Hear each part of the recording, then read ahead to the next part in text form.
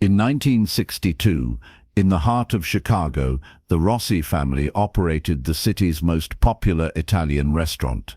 Anthony, Rosa, and their 3 children made meatballs so delicious they captivated everyone. Customers wanted to know the secret behind why this meat was so extraordinarily tasty. When they learned the truth, it was already too late. Before we continue with this story, don't forget to subscribe and let us know in the comments which city you're watching from. Now, are you ready to listen to the rest of this story? The year 1962 found Chicago in the midst of a cultural renaissance that would define the character of America's second city for generations to come. The downtown district pulsed with the energy of post-war prosperity as towering skyscrapers reached toward the gray Midwestern sky and the elevated trains rattled overhead, carrying workers to and from their daily routines in the bustling metropolis. Michigan Avenue stretched like a concrete river through the heart of the city, lined with department stores, theaters, and restaurants that catered to everyone from blue-collar factory workers to white-collar executives climbing the corporate ladder. The smell of car exhaust mingled with the aroma of food from dozens of ethnic neighborhoods that had taken root in Chicago's diverse landscape, creating a unique urban perfume that residents had grown to love. It was on one of these busy downtown streets, just 3 blocks south of the Chicago River, that Anthony Rossi had realized his American dream. Mama Rosa's Italian restaurant occupied the ground floor of a 4-story brick building that had been constructed in the 1920s, its facade adorned with green awnings and window boxes filled with artificial flowers that Rosa tended with the same care she might have given to a real garden. The restaurant's exterior was modest but inviting, with hand-painted signs in both English and Italian announcing the daily specials and welcoming customers to experience authentic Italian cooking just like Nonna used to make. Large windows allowed passers-by to glimpse the warm interior, where red checkered tablecloths covered small tables, and the walls were decorated with photographs of the Italian countryside and portraits of the Rossi family's ancestors. Anthony Rossi had arrived in Chicago from Sicily in 1947, carrying with him little more than the clothes on his back and an unshakable belief that hard work and determination could overcome any obstacle. He was a compact man with thick black hair that he slicked back with pomade and dark eyes that seemed to take in every detail of his surroundings with the intensity of someone who had learned not to trust easily. His wife Rosa had joined him 2 years later, an arranged marriage that had blossomed into genuine love and partnership. She was a woman of considerable charm and warmth, with graying hair that she kept pinned back in a neat bun, and hands that seemed to possess an almost magical ability to transform simple ingredients into extraordinary meals. Her laugh was infectious, and customers often found themselves lingering at their tables just to hear her tell stories about the old country in her heavily accented English. The Rossi children had been born in Chicago, making them first-generation Americans who straddled 2 worlds with the adaptability that only the young possess. Mario, the eldest at 16, had inherited his father's serious demeanor and business acumen, often helping with the restaurant's bookkeeping and dealing with suppliers. Lucia, 14, possessed her mother's gift for cooking and could often be found in the kitchen after school, learning family recipes that had been passed down through generations. Young Vincent, only 12, was the charmer of the family, with an easy smile and quick wit that made him popular with customers and classmates alike. The family lived in a small apartment above the restaurant, a cramped but comfortable space that smelled perpetually of garlic, oregano, and the other herbs that Rosa used in her cooking. The proximity to their business meant that the line between work and family life was often blurred, but the Rossis seemed to thrive on this integration, functioning as a cohesive unit where everyone understood their role and responsibilities. Mama Rosa's had opened its doors in 1959, and within 3 years it had established itself as one of downtown Chicago's most beloved dining establishments. The restaurant's success was built on several factors: generous portions, reasonable prices, and food that managed to be both authentically Italian and appealing to American palates that might not appreciate more traditional preparations.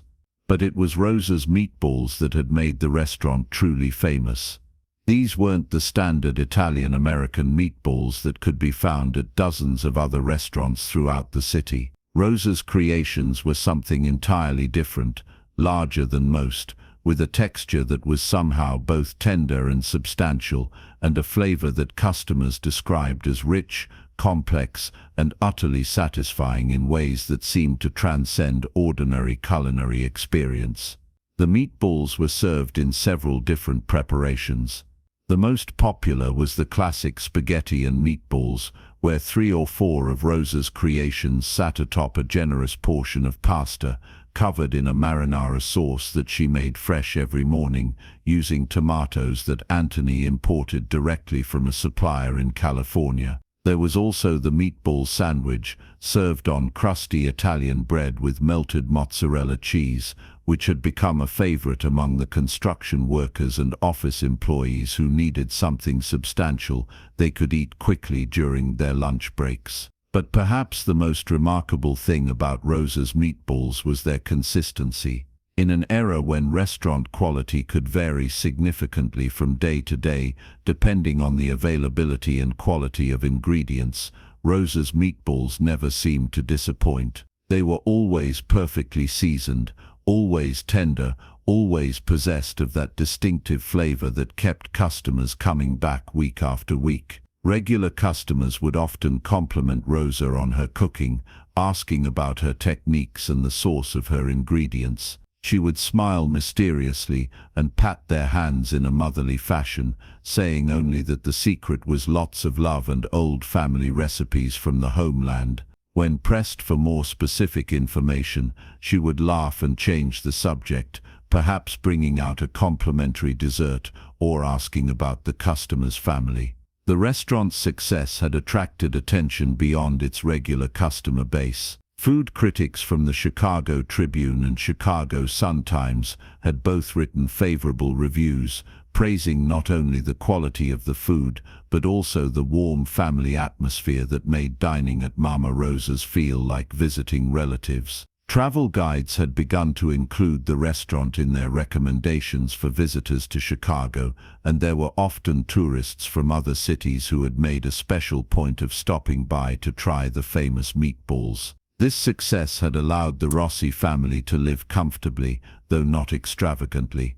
They had been able to purchase the building that housed their restaurant, giving them both security and a source of additional income from the apartments on the upper floors. The children attended good schools and had opportunities that Anthony and Rosa could never have imagined during their own childhoods in war-torn Sicily. But success in the restaurant business in 1960s Chicago was not without its challenges. The city's meat packing industry was dominated by large companies with established relationships with suppliers, and smaller operators like Anthony often found themselves paying higher prices for lower quality products. The competition for customers was fierce, with new restaurants opening regularly and established places fighting to maintain their market share. Anthony had initially struggled with these challenges, finding that the profit margins on traditional Italian dishes were often too slim to support his family's needs and the restaurant's operating expenses. The high cost of quality meat was particularly problematic, as customers expected generous portions but were unwilling to pay premium prices for their meals. It was during this period of financial stress that Rosa had developed her famous meatball recipe. She had experimented with different combinations of meats, seasonings, and preparation techniques, always seeking to create something that would set their restaurant apart from the competition while keeping costs manageable. The breakthrough had come, according to family legend, During a particularly difficult winter in 1960, when traditional meat supplies had become both expensive and unreliable, Rosa had been forced to become creative with her ingredients, finding alternative sources that allowed her to maintain the quality and taste that customers expected while keeping the restaurant profitable. The results had exceeded everyone's expectations. Not only were the new meatballs more flavorful than anything Rosa had previously prepared, but they seemed to have an almost addictive quality that kept customers coming back with unusual frequency. Regular customers would often order multiple portions, taking extra meatballs home for later consumption. Some customers began visiting the restaurant several times per week, claiming that they simply couldn't find anything else that satisfied their cravings. Word of mouth spread quickly through Chicago's tight-knit urban communities. Office workers would recommend the restaurant to their colleagues, housewives would tell their neighbors about the amazing meatballs they had discovered, and even Chicago's notoriously critical taxi drivers began directing tourists to Mama Rosa's as their #1 dining recommendation. The family worked together to handle the increased business, with each member taking on additional responsibilities to ensure that quality and service remained high despite the growing crowds. Mario helped serve tables and learned to operate the cash register, while Lucia assisted her mother in the kitchen, and Vincent charmed customers with his precocious personality and perfect English. Anthony managed the business side of the operation, handling suppliers, managing inventory, and dealing with the various city officials and inspectors who were part of operating a restaurant in downtown Chicago. He had developed relationships with several meat suppliers who provided the restaurant with the ingredients Rosa needed for her special recipes, though he was always careful to maintain some secrecy about the exact sources and composition of their most popular dishes. The success of the meatballs had also attracted the attention of other restaurateurs who were curious about Rosa's techniques and eager to replicate her success in their own establishments. Several had attempted to hire away members of the Rossi family, offering generous salaries and benefits in exchange for access to the secret recipes that had made Mama Rosa's so profitable. These offers had been politely but firmly declined. The Rossis understood that their success was built not just on Rosa's cooking skills, but on the unique family dynamic that made their restaurant feel authentic and welcoming. They also knew that the specific techniques and ingredient sources that made their food so special were not easily transferable to other operations. But there were some aspects of their operation that the family preferred to keep private, even from their most trusted employees and regular customers. The preparation of the meatballs in particular was handled exclusively by Rosa and her daughter Lucia, working in the early morning hours before the restaurant opened to the public.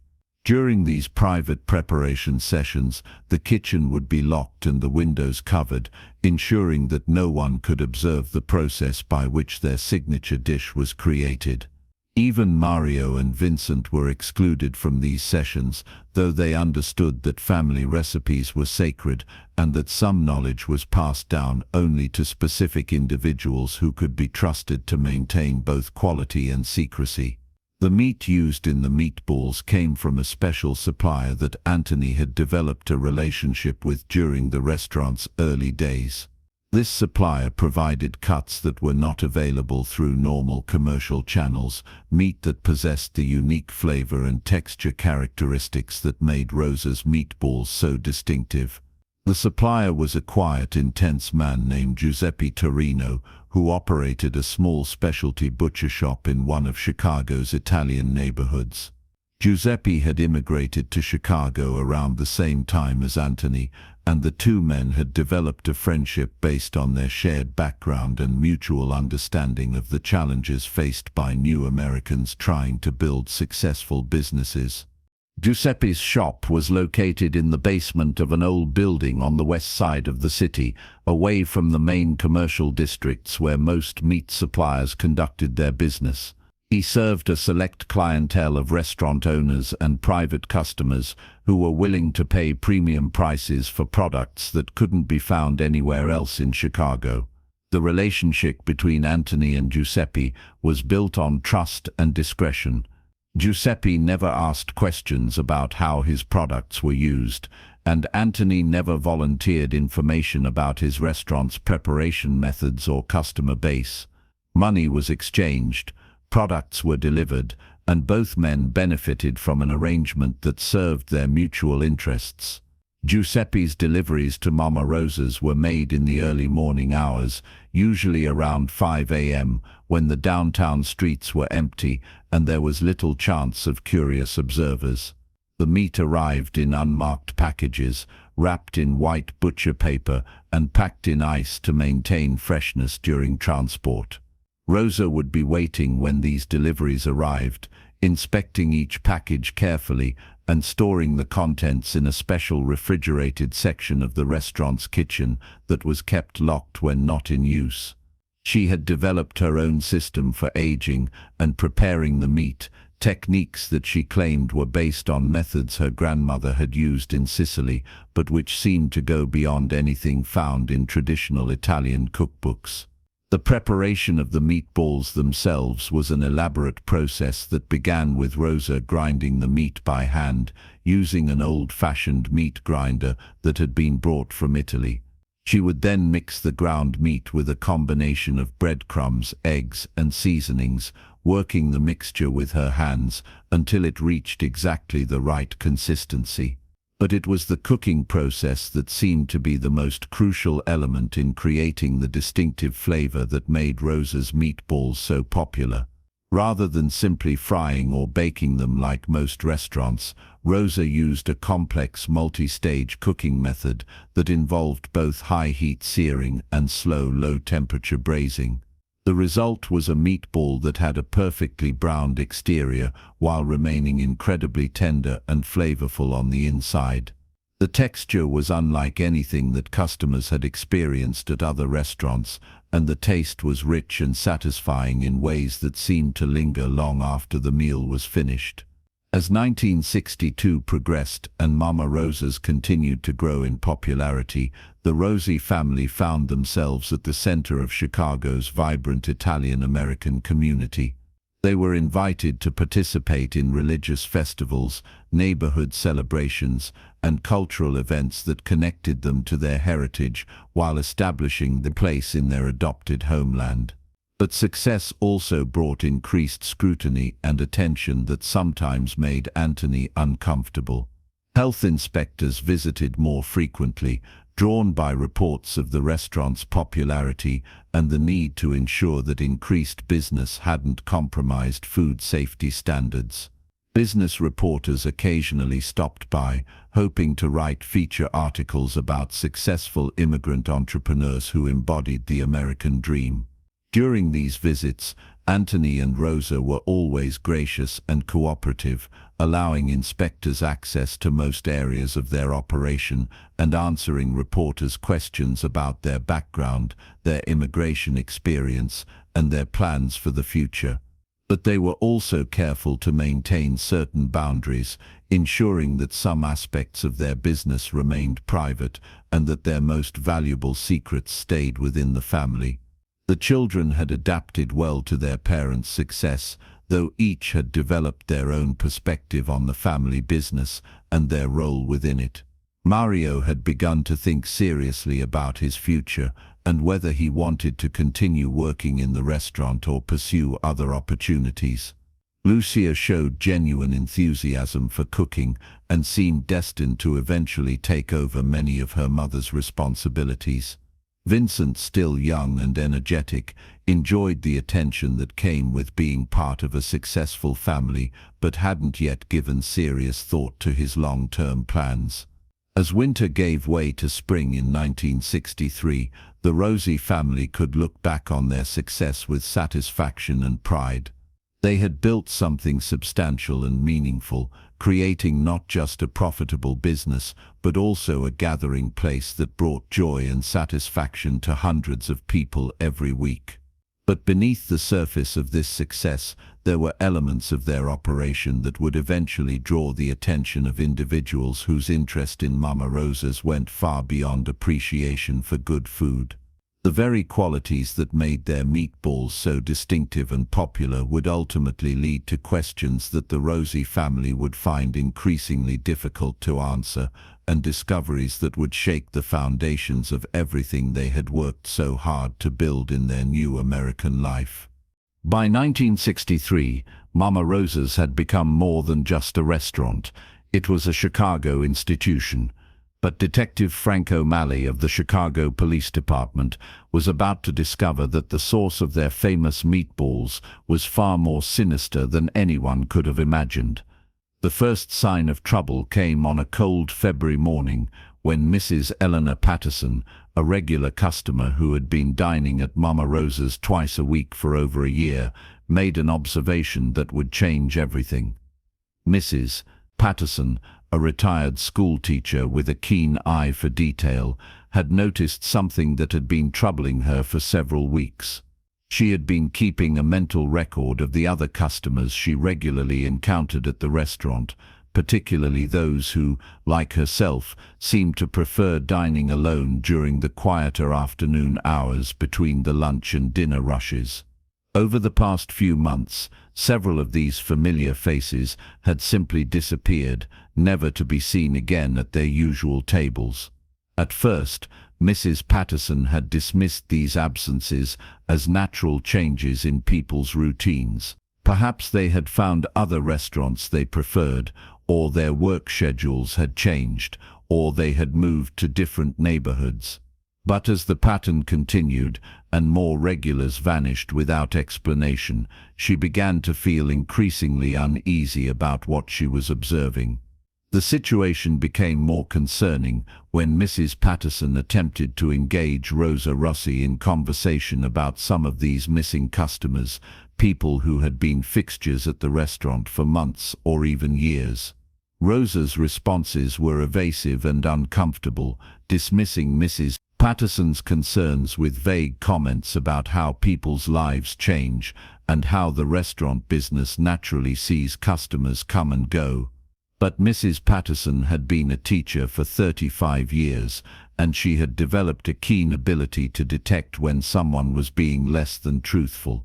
Rosa's body language, her reluctance to make eye contact, and the way she quickly changed the subject whenever specific missing customers were mentioned, all suggested that she knew more about these disappearances than she was willing to admit.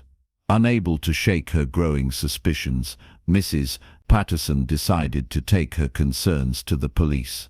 She visited the nearest precinct station on a Thursday afternoon in late February, asking to speak with someone about what she described as a pattern of suspicious disappearances connected to a local restaurant.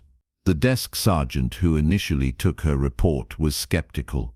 Missing persons cases involving adults were common in a city the size of Chicago, and most had perfectly innocent explanations. People moved, changed jobs, had family emergencies, or simply decided to frequent different establishments. The idea that a popular restaurant might somehow be connected to mysterious disappearances seemed far-fetched. But Mrs. Patterson was persistent and articulate, presenting her concerns with the organized precision that had made her an effective educator. She had prepared a list of names and descriptions of the missing customers, along with dates indicating when she had last seen each individual. Her documentation was thorough, and her presentation compelling enough that the desk sergeant decided to forward her report to Detective Frank O'Malley, who specialized in missing persons cases. Detective O'Malley was a 20-year veteran of the Chicago Police Department, a tall, lean man with graying hair and the kind of patient, methodical approach that made him particularly effective at solving cases that required careful investigation rather than dramatic action. He had seen enough genuine mysteries during his career to know that sometimes the most unlikely scenarios turned out to be true, and he had learned not to dismiss citizen complaints simply because they seemed improbable. When O'Malley reviewed Mrs. Patterson's report, several elements caught his attention. First, the sheer number of disappearances she had documented, 12 individuals over a 6-month period, was statistically significant for a single establishment. Second, the demographic profile of the missing persons was unusual. They were all middle-aged or elderly individuals who appeared to dine alone and had few obvious social connections that might account for their activities. Most importantly, O'Malley noticed that none of these individuals had been reported as missing persons by family members or friends. This suggested either that they had no close relationships or that their disappearances had been gradual enough that people in their lives hadn't yet become concerned about their absence. O'Malley decided to conduct a preliminary investigation, beginning with a visit to Mama Rosa's during the lunch hour to observe the restaurant's operation and get a sense of the family that ran it. He arrived at the restaurant on a busy Tuesday afternoon, taking a seat at a table where he could watch the dining room while appearing to be just another customer enjoying a meal. The restaurant was exactly as Mrs. Patterson had described, warm, welcoming, and bustling with activity. The Rossi family worked together with practiced efficiency, and the food was undeniably excellent. O'Malley ordered the spaghetti and meatballs that had made the restaurant famous, and he had to admit that they were unlike anything he had tasted at other Italian restaurants in the city. But as he observed the family's interactions with customers, O'Malley began to notice some of the subtle details that had troubled Mrs. Patterson. There was something almost predatory in the way Anthony and Rosa identified customers who were dining alone, particularly those who seemed lonely or socially isolated. They would engage these individuals in lengthy conversations, asking personal questions about their living situations, their families, and their daily routines. The information gathering appeared casual and friendly, but O'Malley recognized it as the kind of systematic data collection that could be used for less innocent purposes. The family seemed particularly interested in customers who had few social connections, irregular schedules, or living arrangements that might make them difficult to track if they suddenly disappeared. After finishing his meal, O'Malley engaged Rosa in conversation, presenting himself as a new customer who was impressed with the restaurant and curious about the family's background. Rosa was charming and talkative, sharing stories about their immigration from Sicily and the challenges of building a successful business in America. But when O'Malley mentioned that he had heard about the restaurant from Mrs. Patterson and asked if she still dined there regularly, Rosa's demeanor changed noticeably.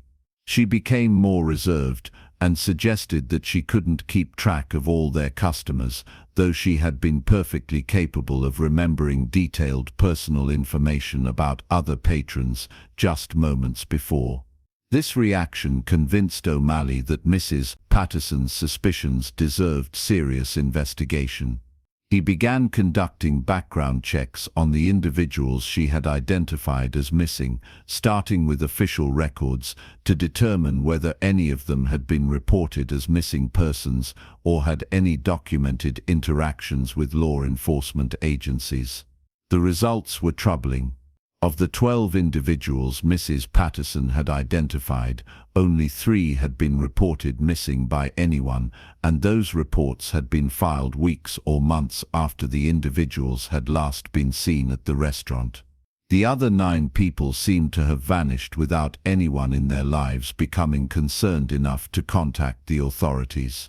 Further investigation revealed that most of these individuals fit a specific profile. They were elderly or middle-aged, lived alone, had few close relationships, and had limited financial resources.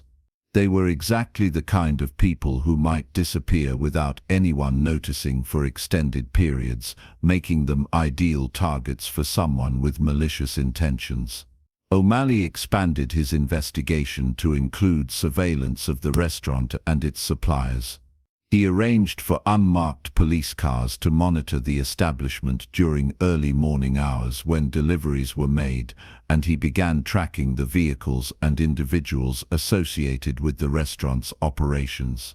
This surveillance revealed that the restaurant received deliveries from an unusual source, a small butcher shop on the west side of the city that operated out of a basement location and seemed to serve only a select clientele. The deliveries were made at odd hours by a man who took elaborate precautions to avoid being observed, suggesting that there might be something irregular about the products being supplied. O'Malley obtained a warrant to investigate Giuseppe Torino's butcher shop based on the suspicious circumstances surrounding his deliveries and the possible connection to the missing persons case. The search of Torino's establishment would prove to be a turning point in the investigation, revealing evidence that confirmed the detectives' worst fears about the true nature of the Rossi family's business. The butcher shop was located in the basement of a decrepit building that had been condemned by the city but was still being used for commercial purposes. The space was larger than it appeared from the outside, with multiple rooms that served different functions in what appeared to be a sophisticated food processing operation. The main cutting room contained industrial-grade equipment for processing large quantities of meat, including grinders, slicers and packaging machines that were far more elaborate than what would normally be found in a small neighborhood butcher shop. The cleanliness and organization of the space suggested that this was a serious business operation, not the marginal enterprise it appeared to be from the outside.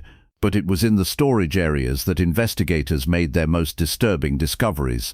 Refrigerated rooms contained large quantities of meat that had been carefully packaged and labeled, but the labeling system used codes and abbreviations that didn't correspond to standard industry practices. More troubling still, some of the packages contained cuts that didn't appear to match any known animal anatomy. The investigation team included a forensic specialist who was trained to identify different types of biological material. When samples of Torino's products were subjected to laboratory analysis, the results confirmed what O'Malley had begun to suspect. The meat being supplied to Mama Rosa's restaurant was not from cattle, pigs, or any other conventional livestock. DNA analysis revealed that the products contained human genetic material, indicating that Giuseppe Torino had been supplying the Rossi family with human flesh that had been processed and packaged to resemble ordinary meat products. The sophisticated processing techniques made the true nature of the products nearly impossible to detect without specialized testing, explaining how the restaurant had been able to serve these materials to unsuspecting customers for years. Confronted with this evidence, Torino initially attempted to deny any knowledge of the true nature of his products.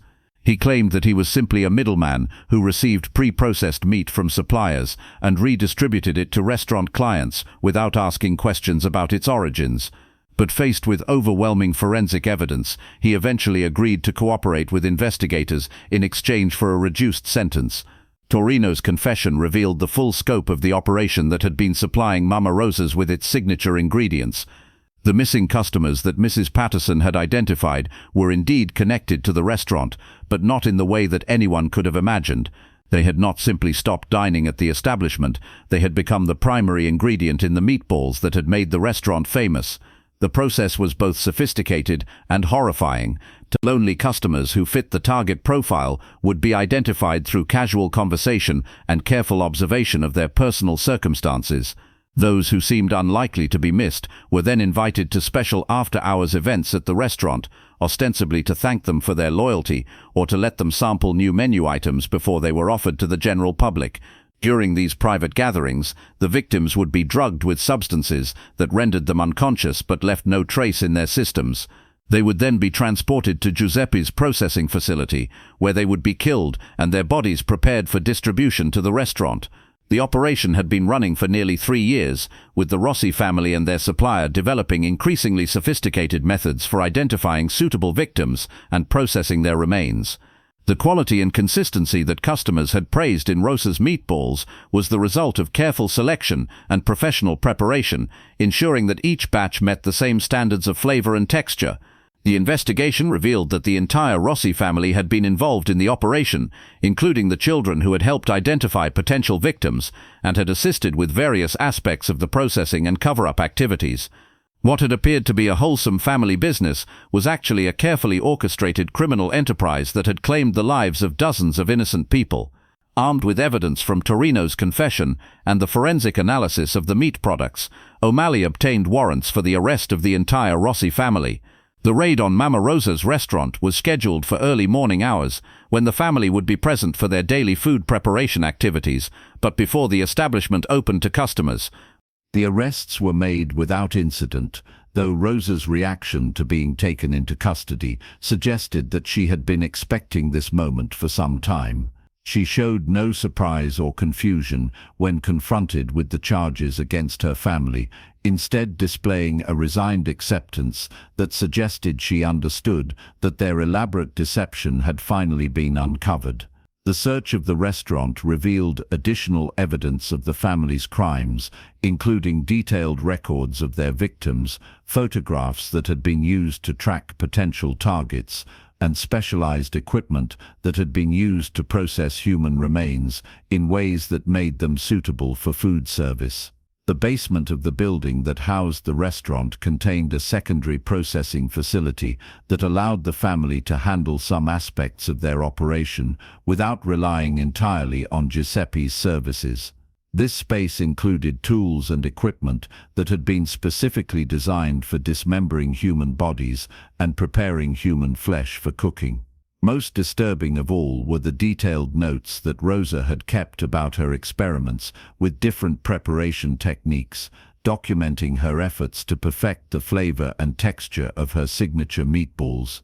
These records showed that she had approached cannibalism with the same dedication to culinary excellence that might be expected from any professional chef, treating human flesh as simply another ingredient to be mastered through practice and experimentation. The evidence collected during the investigation would prove overwhelming when the case went to trial, but the psychological impact on the investigators, the restaurant's customers, and the broader Chicago community would take much longer to process and understand. The revelation that dozens of people had unknowingly consumed human flesh while enjoying what they believed to be exceptional Italian cuisine represented a violation of trust and social norms that challenged fundamental assumptions about civilized behavior. As the Rossi family was led away in handcuffs and Mama Rosa's restaurant was sealed as a crime scene, Detective O'Malley reflected on the case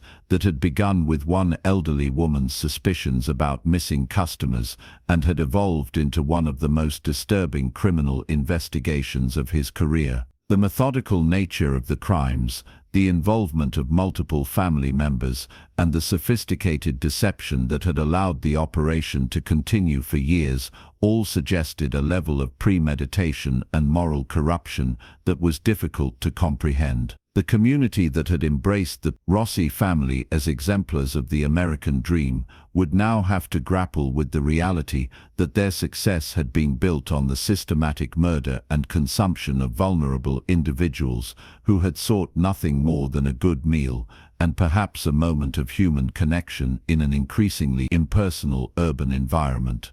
The arrest of the Rossi family sent shockwaves throughout Chicago and beyond. What had begun as a beloved family restaurant was now revealed as the epicenter of one of America's most horrifying serial killing operations, and the trial that followed would expose the full extent of their monstrous crimes. The news of the arrests broke on the front page of both major Chicago newspapers on the morning of March 15, 1963. The headlines were sensational but barely adequate to convey the magnitude of what had been discovered. "Family restaurant served human flesh," screamed the Chicago Tribune, while the Sun-Times opted for the even more direct Cannibals operated downtown eatery for years. The initial public reaction was one of disbelief and revulsion. Many regular customers at Mama Rosa's refused to accept that they had unknowingly participated in cannibalistic acts, insisting that there must have been some terrible mistake or misunderstanding.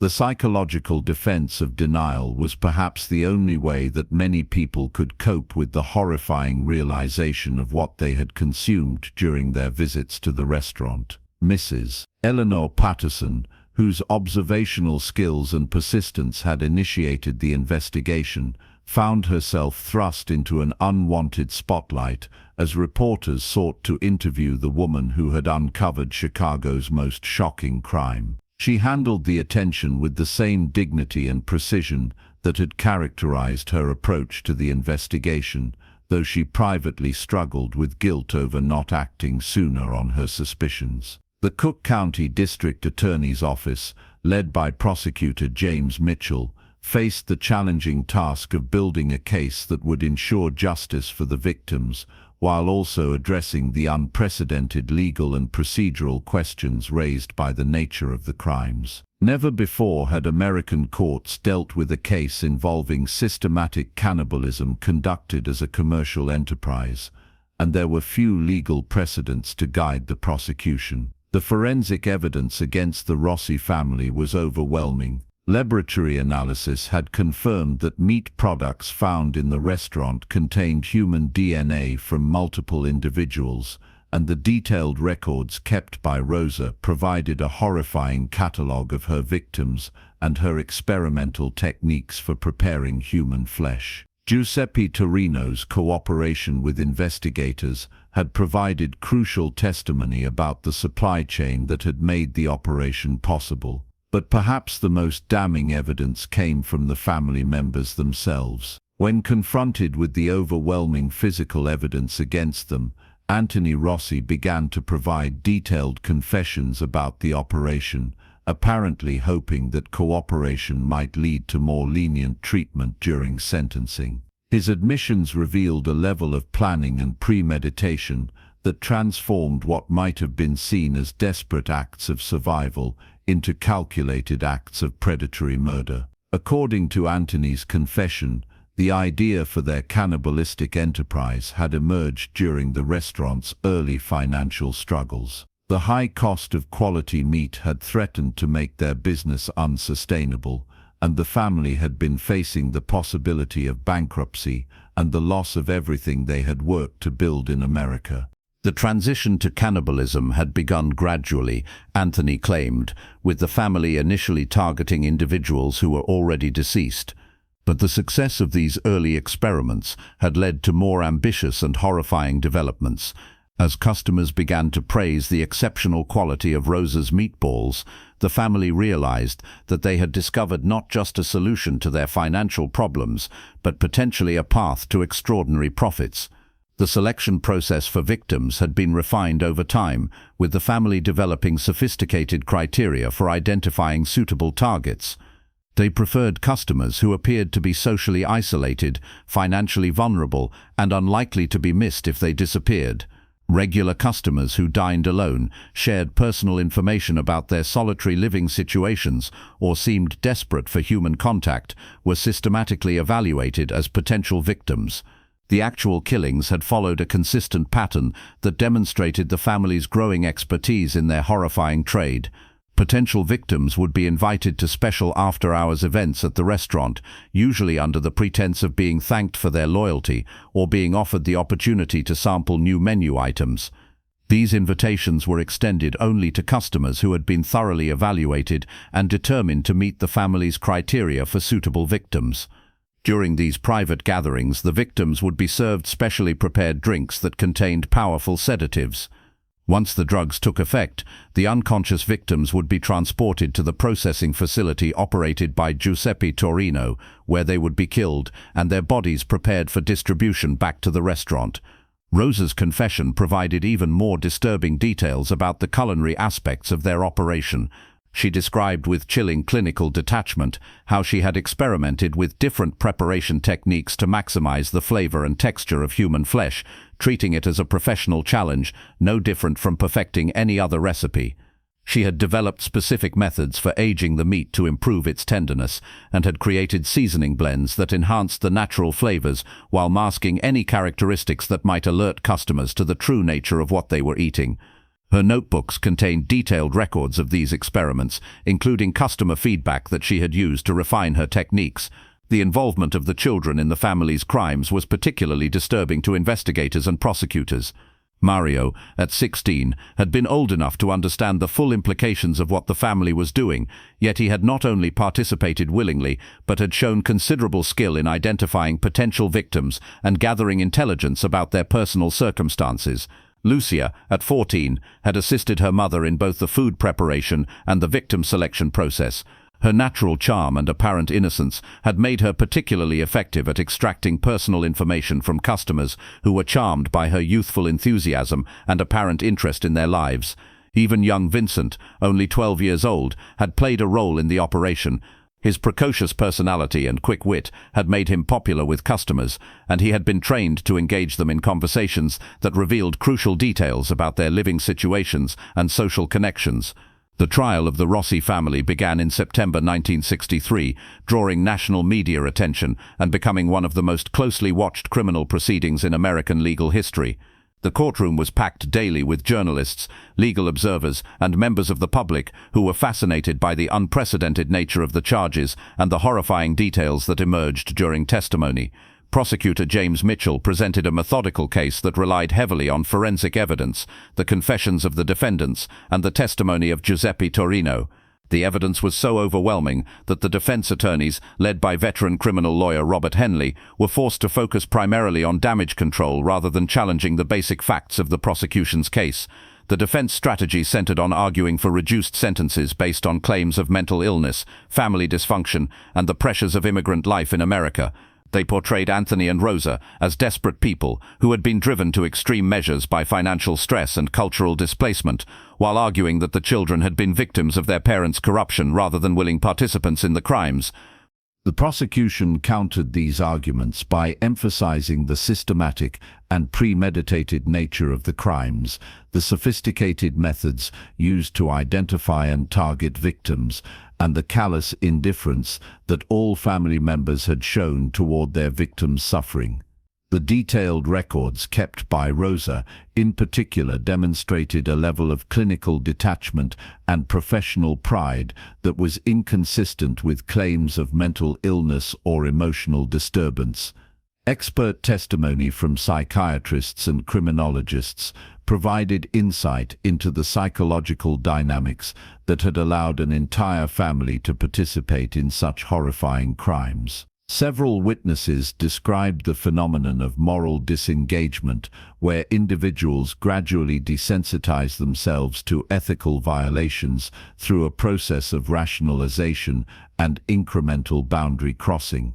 The case also raised broader questions about the vulnerability of isolated individuals in urban environments and the ways in which predators could exploit social atomization to identify and target victims who were unlikely to be missed or protected by family and community networks. As the trial progressed, additional victims were identified through missing persons reports and forensic analysis of remains found at Giuseppe's processing facility. The final victim count reached 43 individuals, making the Rossi family responsible for one of the largest serial killing operations in American history. The testimony of survivors who had narrowly escaped becoming victims provided some of the most compelling evidence about the family's methods and intentions. Several customers testified about receiving invitations to after-hours events at the restaurant and about feeling increasingly uncomfortable with the personal questions that family members asked during their visits.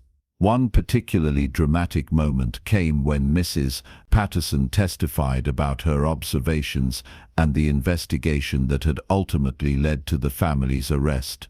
Her detailed account of the customers who had disappeared and her methodical approach to documenting their absences provided a powerful illustration of how ordinary citizens could play a crucial role in exposing and stopping criminal activities. The jury deliberations lasted less than 6 hours before returning guilty verdicts on all charges against all 5 family members. The evidence had been so overwhelming and the nature of the crimes so shocking that there was little room for doubt about the defendant's guilt or the appropriate response from the justice system. During the sentencing phase, victims' family members who had been located were given opportunities to address the court and describe the impact of their losses. Many spoke about years of uncertainty and anguish as they searched for missing relatives who had simply vanished without explanation. The revelation that their loved ones had been murdered and consumed as food added an additional layer of trauma that many found difficult to articulate.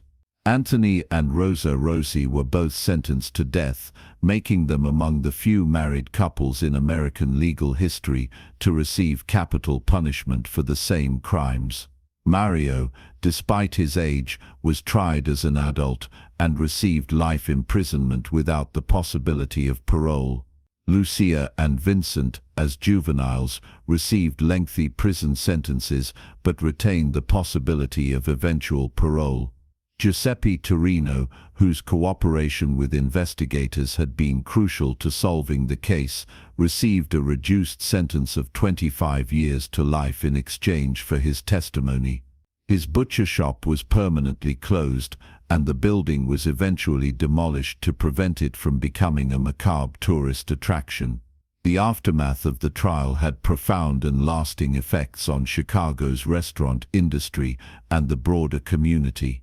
Health inspections became more frequent and thorough, with particular attention paid to verifying the sources of meat products. Many restaurants voluntarily began providing detailed information about their suppliers to reassure customers about the safety and legitimacy of their ingredients. The psychological impact on former customers of Mama Rosa's was severe and long-lasting. Many required counseling to deal with the trauma of learning that they had unknowingly consumed human flesh, and some developed lasting aversions to meat or eating in restaurants altogether. Support groups were established to help victims cope with their experiences and the complex emotions of guilt, revulsion, and betrayal that many felt. The building that had housed Mama Rosa's restaurant remained empty for several years after the trial, as potential tenants were deterred by its association with the crimes. When it was eventually renovated and reopened as a different type of business, a small memorial plaque was installed to honor the memory of the victims who had lost their lives there. The case also had significant impacts on law enforcement procedures and forensic science techniques. The investigation had demonstrated the importance of taking seriously citizen reports about suspicious patterns, even when they initially seemed implausible. It also highlighted the need for better coordination between different agencies when dealing with missing persons cases involving vulnerable populations.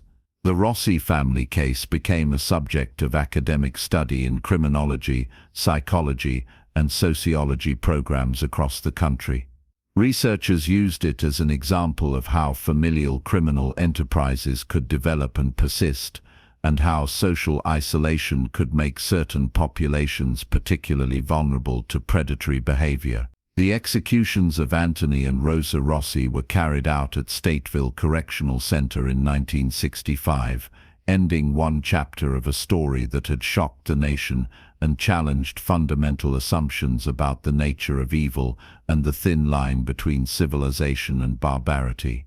Their final statements showed no remorse for their crimes, with both maintaining that they had done what was necessary to survive and prosper in America. Mario Rossi died in prison in 1998, having spent 35 years incarcerated for his role in the family's crimes. He never expressed regret for his actions and reportedly continued to believe that his family had been unfairly persecuted for what he saw as legitimate business practices. Lucia was released on parole in 1985 after serving 22 years in prison. She changed her name and relocated to another state, where she lived quietly until her death in 2019. Those who knew her during her later years described her as a reclusive individual who seemed haunted by her past but never spoke publicly about her experiences. Vincent, the youngest member of the family, was released in 1979 after serving 16 years. Like his sister, he changed his identity and attempted to build a new life away from the notoriety of his family's crimes.